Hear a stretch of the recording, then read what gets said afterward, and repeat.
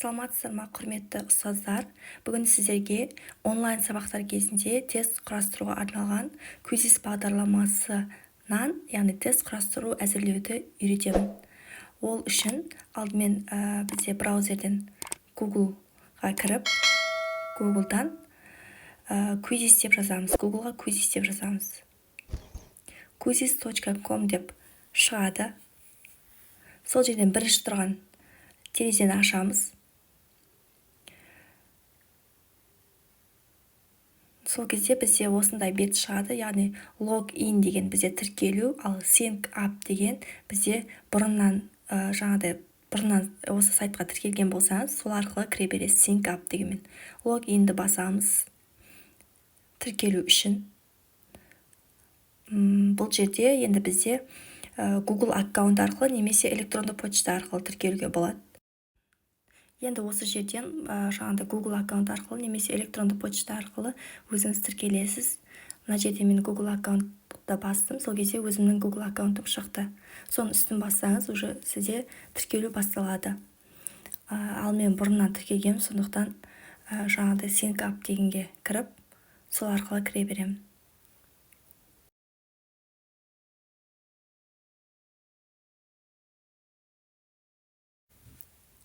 Сайтқа тіркелген соң, бізде ең бірінші тест құрастырмас бұрын дәл сіз ойлағандай тестті тауып алуға болады. Яғни кез келген дайын тесттерді мына жерге бізде сұрағымызды жазамыз.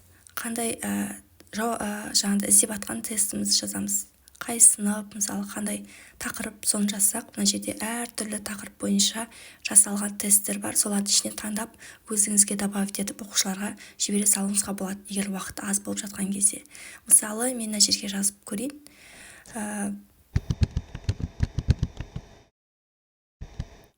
11 сыныпқа математикалық сауаттылық тестін іздесем.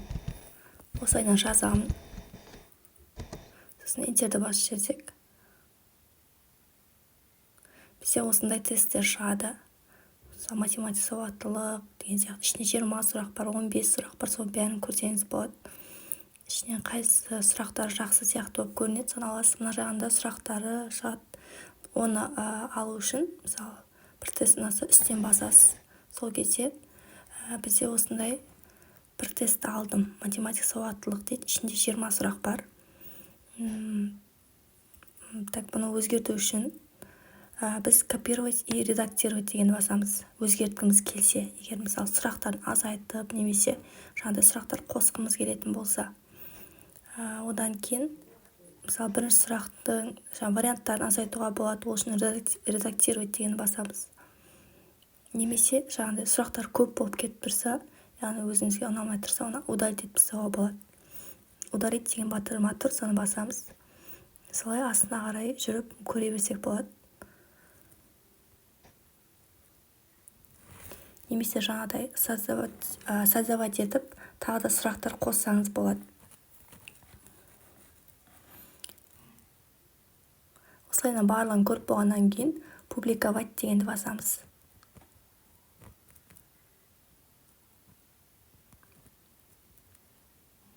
Сол кезде тест біздің моя библиотека деген өзіміздің тесттеріміздің жанына қосылады. Ал енді поделиться дегенді бассаңыз, мына жерде копировать ссылку деп тұр. Соны басамызда оқушыларға WhatsApp веб арқылы сілтемесін жіберсеңіз болады. Ал енді жаңадан тест құрастыру үшін создавать деген батырманы басамыз.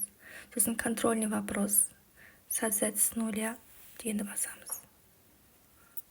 Сол кезде бізде осындай бет шығады, яғни бұл жерде сұрақтарды, яғни бланкы толтыру арқылы жауап беретін болса, оқушы өзі ойына жазатын болса, онда заполнить бланк дегенді басамыз.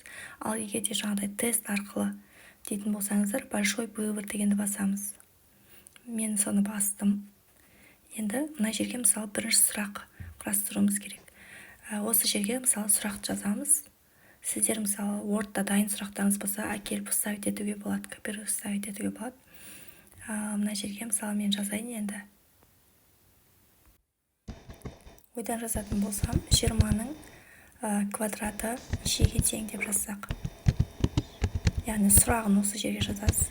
Бұл жерге жаңағыдай сурет қойсаңыз да болады, есептер, формула қойсаңыздар да болады. Ал енді 20-ның квадрат нешеге деген сұрақ. Енді мына жаққа варианттар, 4 вариант бар. Өзіңіз 5 вариант қоссаңыз да болады. Ана жерде плюс деп тұр ғой, соған қосасыздар. Бірінші вариант 40, одан кейін екіншіден 400,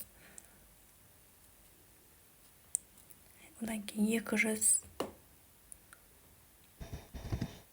100 деп жазайын. Енді бұл жерде дұрыс жауабын төбеде дөңгелек тұр ғой, птичка, соны басасыздар. Мысалы 400 дұрыс вариант, сондықтан жасыл болып шығады, соны бір ғана жауап дұрыс деген. 2 жауап дұрыс қылсаңыз да болады. Мысалы несколько правильных ответов деген басасыздар ол үшін. Осылай бірінші сұрақ сақталды.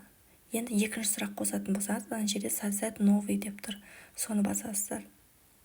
Тағы да дәл солай жасаймыз. Сұрақ қоятын болсақ,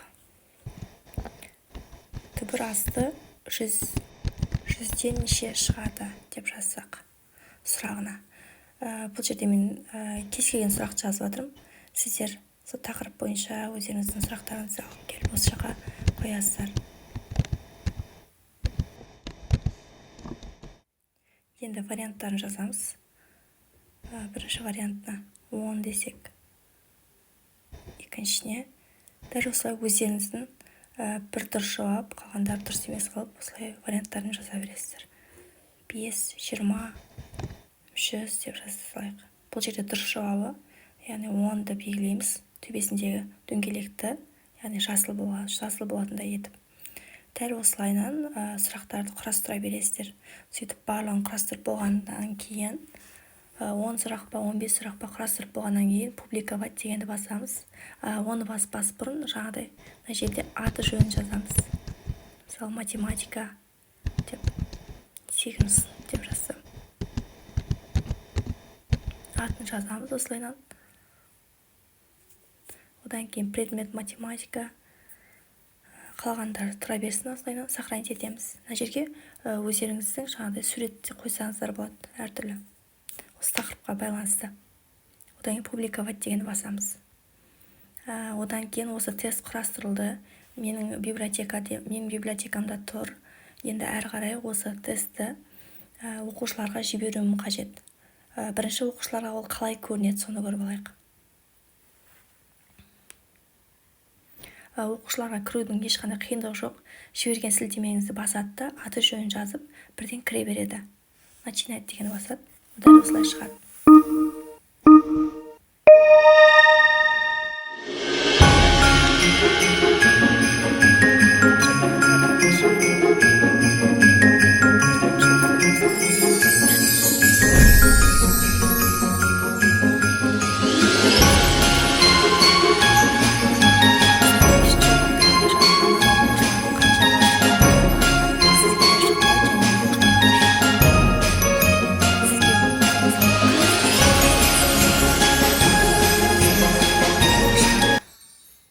Нешеуіне дұрыс жауап бергені солай.